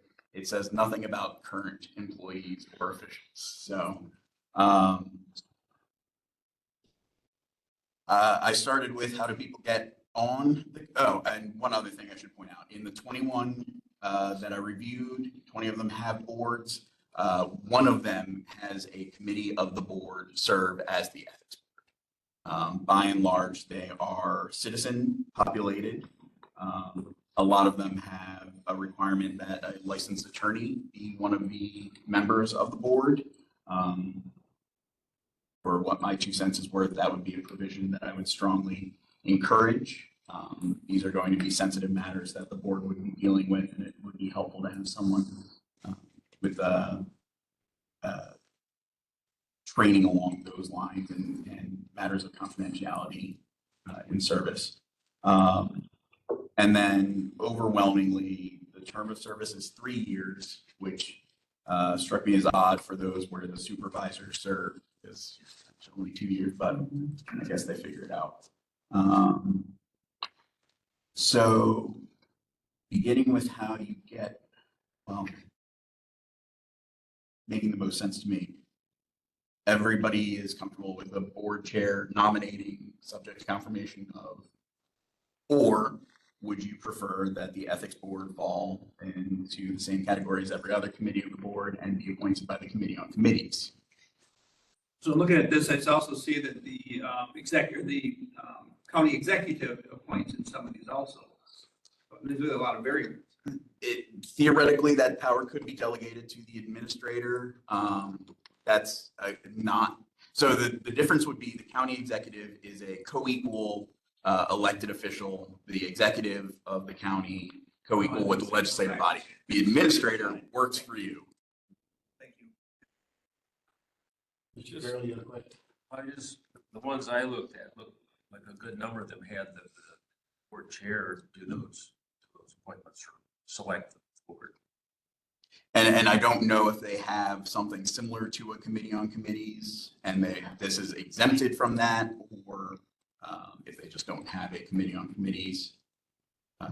Is there a preference? Anybody feeling any particular? I've just read Iowa counties because Iowa County resembles our size and and I really like everything I've read, right? So the county board chair selects them, but the board approves. Right. I mean, things like that, to me, that's what we're supposed to do, right? And I'm sure these other counties, the problem I have with the other counties, they get pretty big and they don't compare to our demographic, whatever our population. Me personally, I would take Iowa counties, and that's exactly what I would do. And I would be perfectly comfortable. I'm happy to find and replace the name. So was that board chair appointed, because most. I'm not. His point was that he doesn't know how many counties have a comparable committee on committee, which I think is the question before us. Do we care whether the committee on committee does it or board chair does it? Nope, I don't. I think the board chair should do it and the county board should approve it. Mr. Carroll. It all sounds great, but Could I ask that we actually contact Iowa County and ask them how it's going? And from the time that I first provided that to you to today, they've actually revised their ordinances. So the one that you received today is the most up-to-date one. Oh, the one that's in here? Yes, Oh. that Eric uploaded earlier today. Wait, so are there two different ones? One of them from way back when we first started this process. Oh, okay. And what is that composition on the Iowa County Board? It's, 5 members. 5 members. Mr. Frank had a question. Go ahead. So I guess from, yes, I like the Iowa one. I would like to see the committee and committees appoint that, because that again gives the more of a public input. It's a meeting, it's a committee that has the voice. I think the chair, the county board chair is part of that committee, if I remember correctly. So that would be giving that input from that direction. I believe Mr. Cleveland. The county board's gonna approve it. Yeah, anyway. yeah. At the end of the result, that's who should be approved. Yeah. Do you know, like, when they're going to, since these are, many of them are mostly community members, do they have a recruitment process? Like, do they post this? How do they get? No idea. I just, the nuts and bolts are what I researched. The practical application is something, once we have a committee to fill, then we can figure out how we get people to fill it. I know that it would be very similar to recruiting for a county board supervisor position or any of the other numerous citizen appointments. I would actually anticipate a greater pool of volunteers for this. I guess I'm just thinking there are quite a few, for example, through HHS that have community members, but we don't really like advertise per se, like on our website that I know of. So this would be different if we were like putting it on the actual website for that, which would make sense to me. But that's, I guess, why I was asking the question, because I feel like a lot of them are kind of word of mouth or, you know. There have been some subcommittees and stuff where they have posted ads in the paper. That's true. Solicit members, so. Right. Yeah. So Milwaukee, actually, to Supervisor Cooey's point, Milwaukee has 6 community organizations, each of which gets to nominate a member to the board that the executive then brings forward. I don't think we're gonna get that I think word of mouth is going to work better for our community. Steve made a good point. When we talk to Iowa County, they'll probably tell us how they go about that. Guys, I'm not trying to push it through. All I'm saying is we don't, it seems like somebody's already got this work done and it must be working. Let's not reinvent the wheel just because it's Richland County. Yeah. So I guess I'd like to also have the discussion of the Iowa County has 5 citizen members. Yes. I'm trying. Or at least non-public officials. Right, and I would like to have that discussion of why wouldn't there be some county board input into that committee, sitting on that? I understand the public officials, but that is also not fair to the process, because you have county board people who know the system, work the system, have an understanding of that, and you're not letting them be part of that discussion. That's almost negating the piece of the county that's important. So I don't think that having 5 citizen members that are coming in completely from maybe they have knowledge of it, maybe they don't. I think that's a little bit narrow-minded to limit it, to not have that voice from the county board. Well, I mean, okay, so could one of these 5 members be Judge McDougal? With that. She's an elected official within the county. I just. Well, but we all are elected. I mean, that's the challenge we get to. We'd have to create a definition that would. Right. But this. So Green Lake. Our board. No, this would be. All of public officials. This is all local government officials and or employees if we include. Well, So that was going to be my second question. Are we revising our entire ethics policy or just simply the makeup of our committee? that's up to you. I think it's just a committee. Because if you're saying push through Iowa, well, they have an entire document here. We already have an ethics policy. Like, are you saying? And our Push this one? We have an ethics ordinance. We have an ethics ordinance. Oh, sorry, I used the wrong term. Ordinance, not policy. But I guess my point still stands. Are you saying we want to switch to everything that they're doing or just specifically the makeup of our committee. Let's get the committee. I think, let's try to get the committee. First. Many of them do allow the committee to make recommendations to the board for revisions to the ethics board. That's why I'm asking the question, because we need to clarify, because there's I- a lot of stuff to I would agree, the one thing, I would agree that we need an attorney. That would be my only I agree with that, because what we're saying here, especially what Bob's saying is people don't necessarily know what has to happen. And what you think has to happen, and then what really has to happen, we need that guidance. Now, arguing against myself, Green Lake actually had some interesting language where they specify someone trained in the due process that would be used in a judicial or quasi-judicial proceeding. That's basically a public official. That's an attorney, that's some law enforcement officers, that might be Judge McDougal. I think, given the number of attorneys in our community and our relative workloads, I think we might have better luck filling something that broadens that net while still capturing the expertise that we're looking for. And then all of these assign corporation counsel to provide legal counsel to the board. So it wouldn't be. And the administrator as a helper. This one does at least. It's been that they for one administrative. You're saying that our corporation counsel and administrator would serve as advisory to this particular committee. Corp counsel would be the lawyer, administrator is more logistics and administrative, so making copies of the paperwork, and the administrator would not necessarily be involved in any of the proceedings. So again, just to clarify, you're saying that the legal aspect of this, having an attorney on, would necessarily be our corporation counsel? No. Sorry. So, actually I have a good comparison. So we have representation on SWCAP. Chair Turk a while ago actually asked, because SWCAP has federal regulations that require an attorney to serve on the SWCAP board. I volunteered, now I serve on that board. Speaking of Bob, we need to get you on those. I am a lawyer serving on the board of SWCAP. SWCAP has its own attorney, though.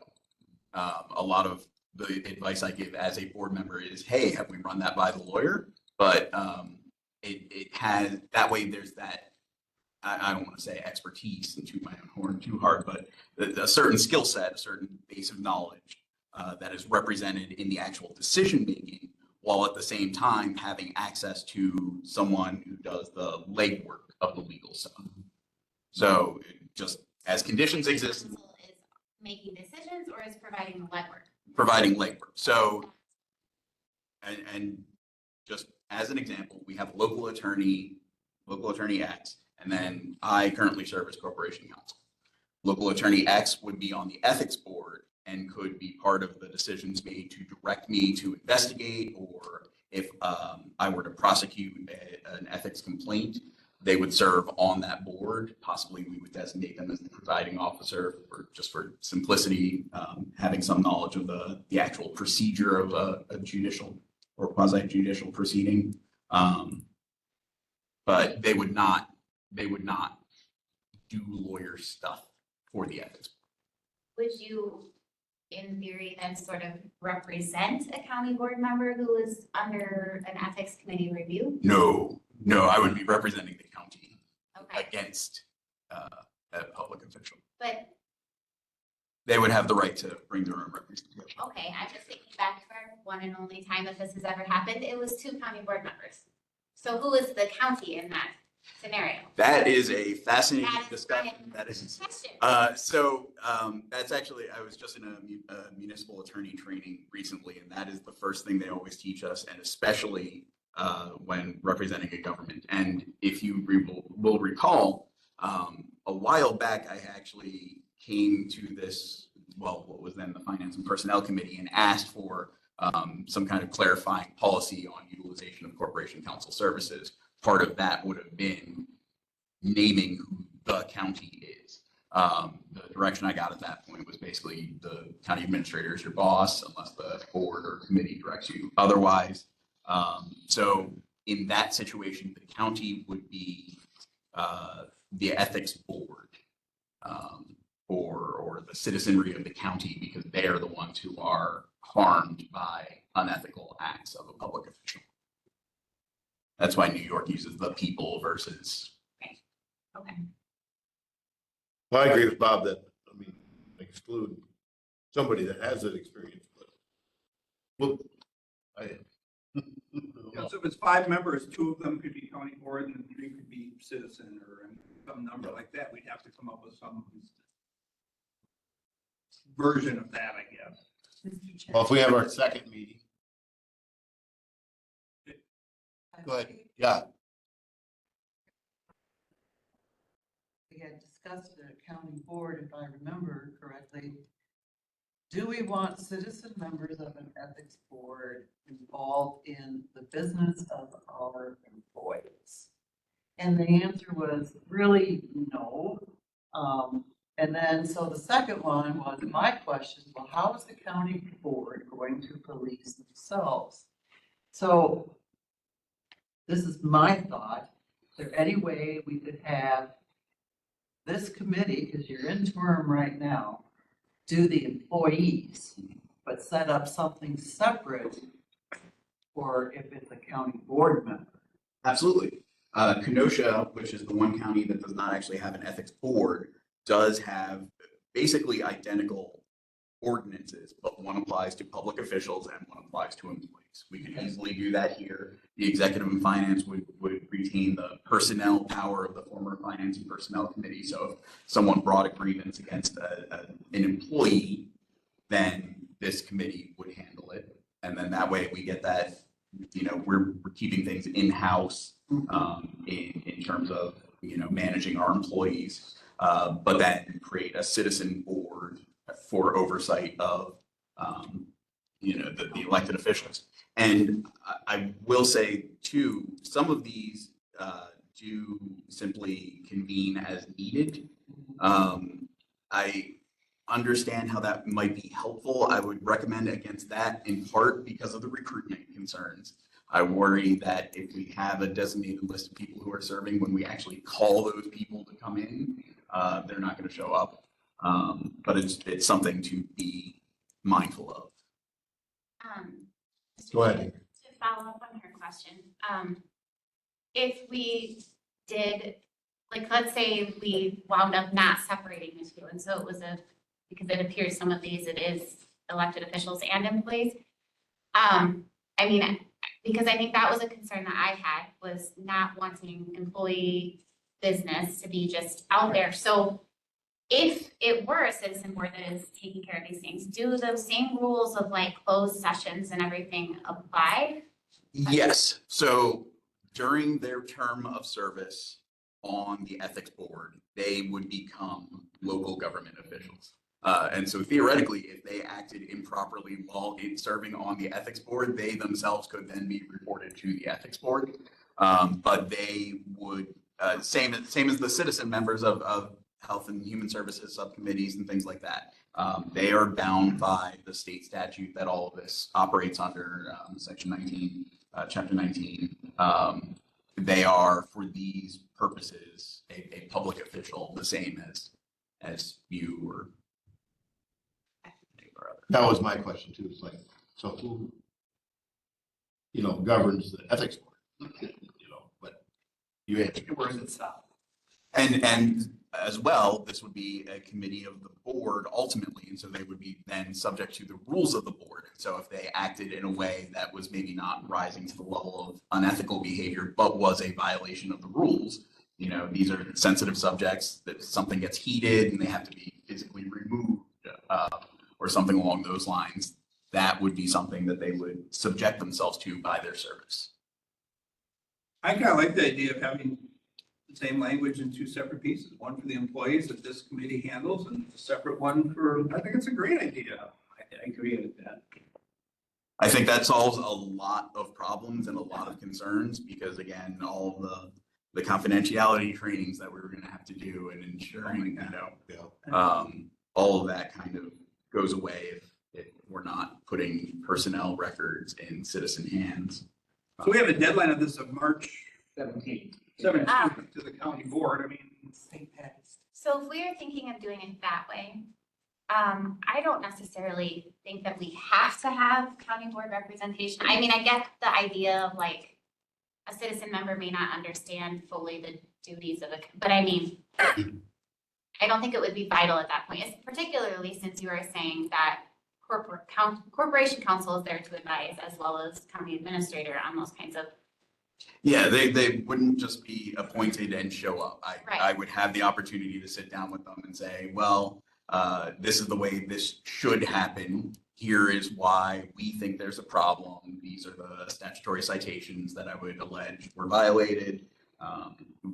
Basically, the orientations that we do and things, basics of, hey, what is it you're here to enforce and measure? Mr. Carroll.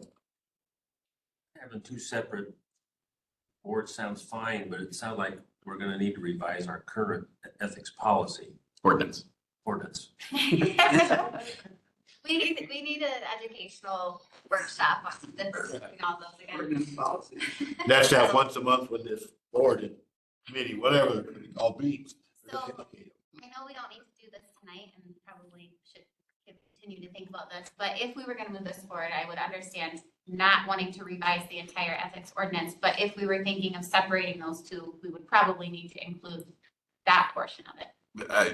Separating them would be the easiest way to, and just starting over with basically a new ordinance. Well, but again, would we be creating that ordinance or having the newly formed committee doing that? It's gonna have to come from this committee because we're currently the temporary. Whether the committee and committees creates it or whoever, someone's gonna have to create it, right? Or Like you that, accept, the draft ordinance, like the new updated draft ordinance. well, you got two separate ones is what we're talking about, Michael. So we gotta update, so if finance personnel, or whatever we call this committee now, that's what it used to be, and this is exactly how it worked, right? Anything finance and personnel come through this committee, and we manage that. Now, we never had any ethics concerns of the board, which hopefully we don't in the future either, or any other official as far as that goes. But by creating this other community group, I mean, we got to adjust what we already have. And then we have to create the new one for the ethics board. Mr. Chair. It seems like what we need to do is come up with the starting point. Mr. Wendell referenced earlier that, the ethics board can be given the ability to suggest revisions to the ethics ordinance later. So if we start at kind of where we are now, split it out so we have the two separate paths, base it largely on what our current ethics ordinance says. Because what our ethics ordinance says right now, hey, if there's an ethics complaint, it goes to the ethics board, but it doesn't define who that is. And so if we take our foundation, create this parallel structure, one for personnel stuff, one for public official stuff, bring that back, we approve that, send it to the full board for approval. That seems to me like that would be our jumping off point. And that would then result in the creation of the ethics board that could then have future discussions about shaping their ethics ordinance. Is that an accurate assessment? So just to make sure I'm understanding, basically what we're talking about is two parallel ordinances, one for the employees, one for public officials. The public officials will lay out the policies and procedures, how a hearing on an ethics violation actually works. And then also has the creation of, or the definition of the ethics board, which it looks like we're gravitating towards some citizen representation, and we can get into that. And then basically I copy and paste that and take out ethics board and replace it with executive and finance committee. For the employee. For the employee board. Correct. Sounds like a plan. Cool. It's a good place to start. Yeah, I agree. So then while I still have you, I would like as much input as I can get on who should be on the public officials ethics board, where I'm just going to call that the ethics board. Even by, what? Do we want public The ethics officials? board is Not going one. to police Right. us. What type, what do you mean, what? Do you mean the makeup, the composition? Makeup, the number. I mean, it ranges from 3 at the least to 7 at the most. Do you want an alternate? Do you want a named alternate? That can be helpful because if one of the members of the ethics board becomes subject to an ethics inquiry, they can't act. I would say 5 with 1 alternate. Sounds good to me. Sure.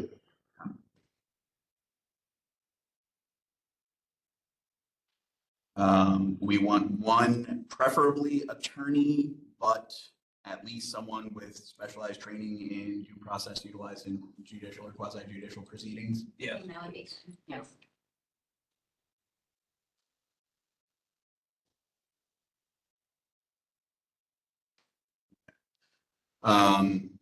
Can employees serve on the ethics board? Say no. Can officials serve on the ethics board? And Current officials. well, and let's tease this out a little bit because we are not just talking then about the board. Could other elected officials serve? I don't necessarily know that they would want to. I can think of any number of reasons that would go wrong, but in the interest of saying that we had the thorough discussion, it needs to be I considered. personally think we don't need officials on there if we've got. Define officials.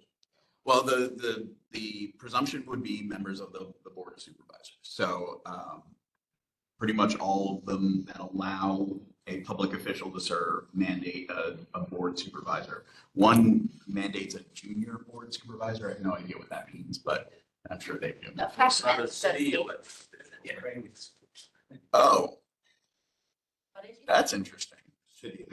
That's what I was wondering. Were you talking us as officials, or what about those over there? Oh, so Dane County explicitly prohibits anyone who has any position in any government or political party from serving on their ethics. Really covering their Dane business. County. Wow. Well, I mean, you can get it, like, you don't know what kind of. Well, but there's a lot of truth in that, right? I mean, I kind of get some of that because you get to the point where you need someone who needs to understand what goes on, but what the lawyer or whoever's in there should help with the functioning of it, right? Corporal counsel can help with that. But I think it needs to be people that are not tied to the operations of the county, the city.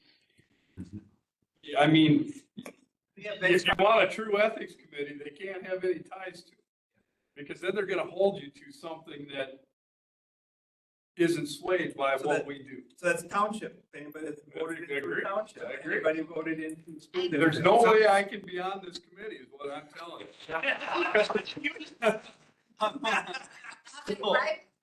There's no way, if we say no official, right? And I agree with that. I think we need to involve, it needs to be people that are not affiliated with that stuff, because there is a difference of opinion. That's the whole reason why we started this discussion, was that concern. So if we are concerned about addressing that concern and we. Well, okay, and then actively, because if you take away people that are not active or current or were in position at some point, you just took out a lot of people. Well, so some of them specified within the last 2 years. Yep. I think that would be fine provision. Let's try it, see if it works. 2 years? Yeah. 2 years.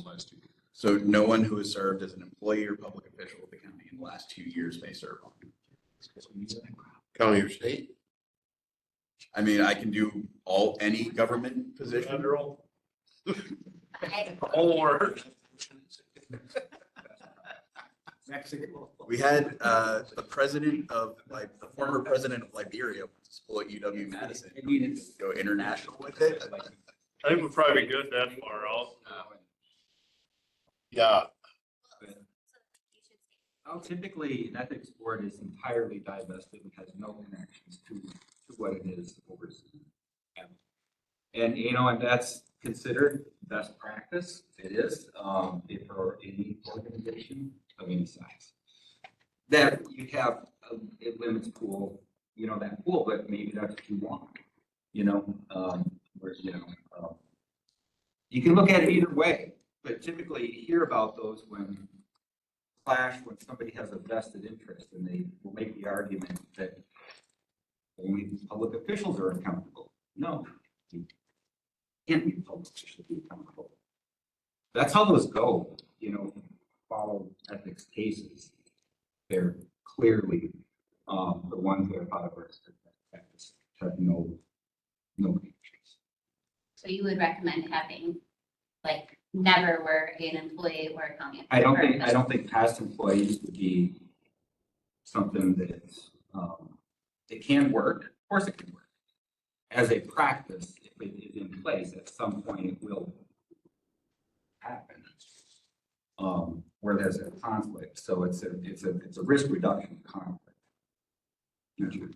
So, and that's easier than someone recusing oneself. Right. But now you're down to 4, if you only have 5. But, no, I mean, there's people I can think of throughout the county, somewhere that no longer work here, that came up with a certain county board member. Doesn't matter how long ago.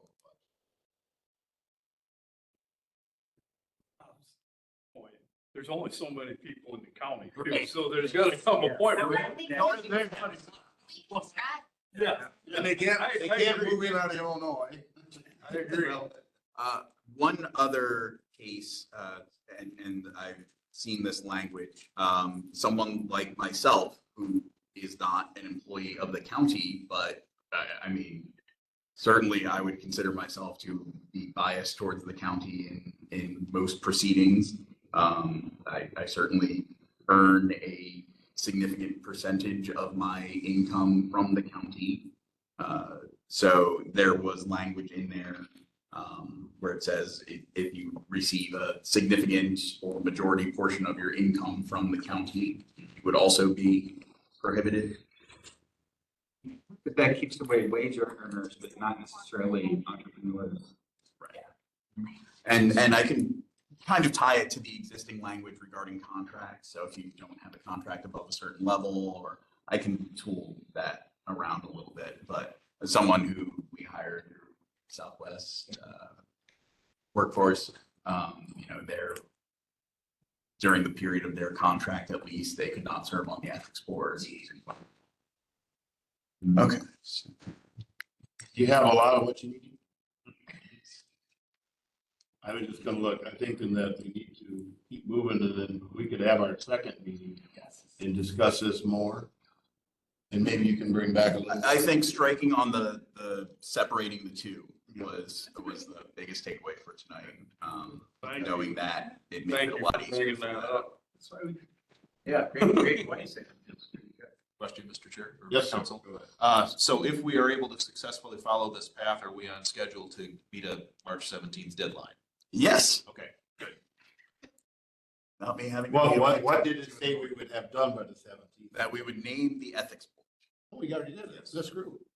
That's the problem. This group of a new one or March 17th, whichever was earlier.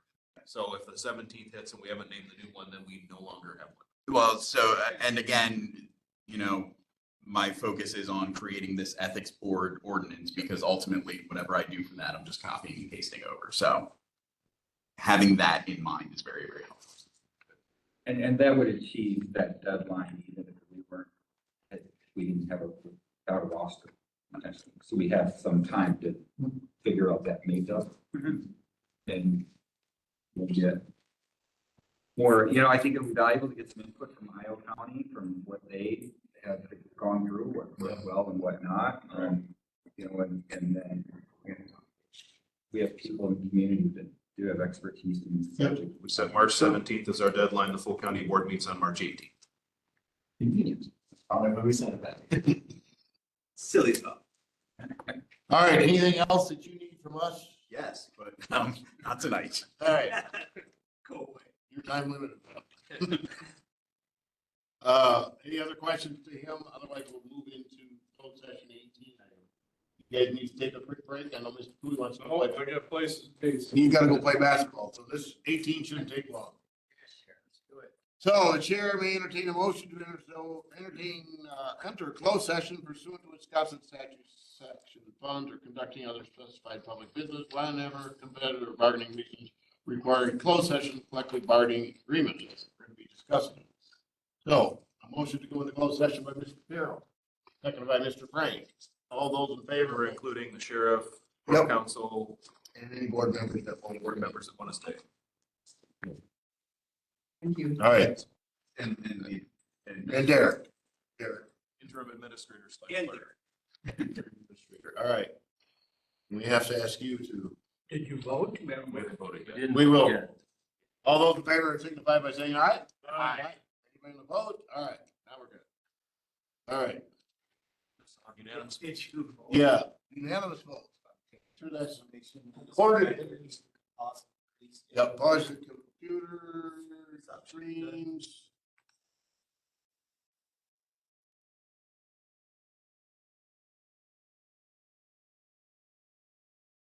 there you go. Okay, you should be good to go. Sound and Yes. everything. Good to go. We are recording. All right, we are back. Open session, item number 20, possible action on items we discussed in closed session. Make a motion to approve the contract on the county board for sheriff union. Supervisor Frank makes a motion, Supervisor Cooley seconds it to move the discussed contract onto full county board at our next meeting. Any further discussion? Seeing none, all those in favor signify by saying aye. Aye. Anyone opposed? All right, that is back. Derek, you want those back? Item 21, Public hearing. correspondence. It's not, No correspondence? none to report from me. Future agenda items, I have one. And I can talk to Mr. Wendell about it after. I've been several, I'm sure he has asked you a couple times about the house. Yeah. Good enough. Yes, Tourism report from Marty Richards. That'd be great to hear how we did last year and then what the plan is for next year or this year. And then also what's our role? okay. Do you want that here or at the full board? I think that's full board. Yeah, that's a report. Okay. Yeah, he could probably do it. Sure. And he said he's. So if we're gonna go to, did you look that date up, David? We go to our second meeting. And, was that the 27th? 24th is the fourth Monday in February. Yeah, but I thought our second meeting. January here? Yeah, it's Monday the 27th. Yeah. Do we want to do that one on the 27th and get a little more information? I don't think we The have. EAA is planning on talking with us on the 27th, so Oh, yeah, you need to be. yeah. Yeah, because he's gonna, yep. All right, we'll plan on the 27th at, we'll do 4 or 5. One in February, we talked about going earlier. I don't know if we need to go earlier. Yeah. Is that on Monday? Monday, the 27th, we'll go with 5 p.m. Okay. All right. Nobody else with future agenda items looking for a motion to adjourn? Agenda item, and Ingrid brought this up before, but I want that wage scale, we need to see that scale and all that stuff. We need to understand. And Just because going forward, we're gonna have to. Yep. I think the board needs to understand it. Whether it's here or a whole board. The wage scale was posted, so it's been. Yeah, we all got it. I don't have. There was the request to. I had a copy of something that told me A, B, C, D, Right, so, but it doesn't correlate to any, you know what I mean? well, that's the scale. I will be providing a brief report on, because I have not had time to draft a policy on how to manage the wage scale, but there will be a memo that'll be drafted that kind of explains the administration of the scale, which I believe is what Ingrid was And wanting I'm some looking clarification for on basically at the this same point thing. right now. I don't care that this person makes X, that doesn't matter to me, but how we're going to go forward, that's what I'm looking for, because we gotta stick to our guns on this. yes, Mr. Gill. Yeah, I'd like to hear from the campus reconfiguration committee about an update and then especially about where the grant is that we applied for that $2 million. Well, I will say the CRC needs to meet first. Correct. Okay, I'm just So, saying. but yes, that's very appropriate. Yeah, and if it won't be this one, it'll be the first one on February. Yeah, we've got to meet. There is a public meeting on January 29th that I'll be presenting at to give an update on the status of the campus to the public. That's not the sole purpose of that meeting. I'm just one part of what it's that community group that's coming together to talk about the campus and the school and city and county. And that's going to be where? That's at the Phoenix Center. Okay. But Yeah, maybe we can get there. as far as official stuff, yeah, the CRC. You're helping. Get back together and meet with our For the 29th meeting, yeah, I mean, we're not organizing it, the county's not, but I'm just participating in it. Yeah, no, that's fine. But what if we have a, We include a notice. okay. Yeah. Publish a notice, a All right. notice. Do the same thing for Christmas. All right, is that all? No? Down Muscatine, motion by Cooney to adjourn, seconded by Williamson, all those in favor, signify by saying aye. Aye. All right, good, safe driving, stay warm. Clay goes ahead of me, I'll be able to go fast. That's right.